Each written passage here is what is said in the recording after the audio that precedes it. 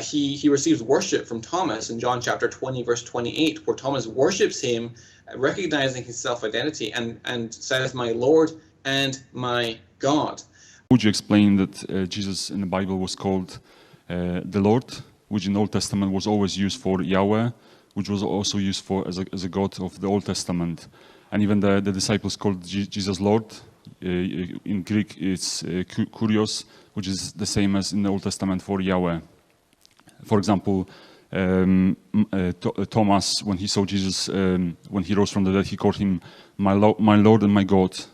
And Jesus never rebuked him. He commanded him, saying that you believe because you saw me. Blessed are those who didn't see me but believed.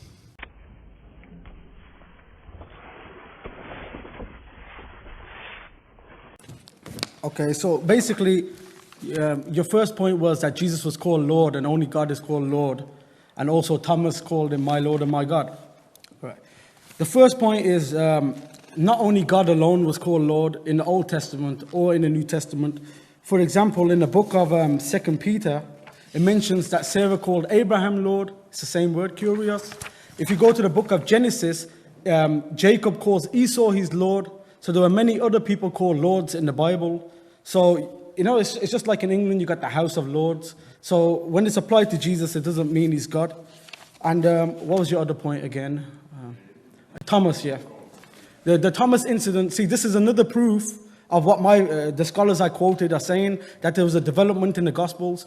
If you believe that the Gospel of Luke is reliable, then it is impossible for the Gospel of John to be correct regarding the Thomas incident. Because in Luke chapter 24, Jesus appears to all the 11 remaining disciples in the upper room. They all see him at the same time, and then Jesus on the same day ascends to heaven.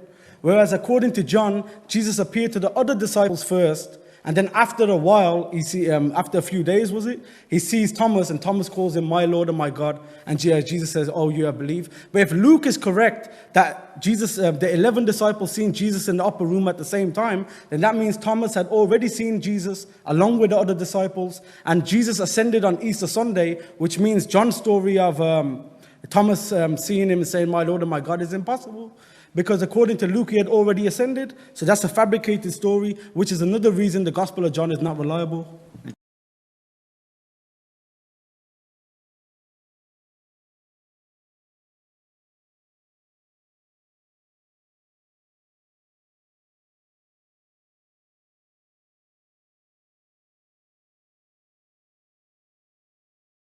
Another point that is important to realize over here is that the concept of the Trinity only came up after Christians already accepted the deity of Jesus.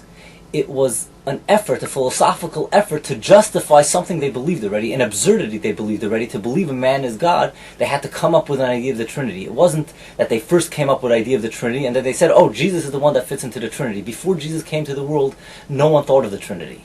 So the Trinity is an excuse for idolatry.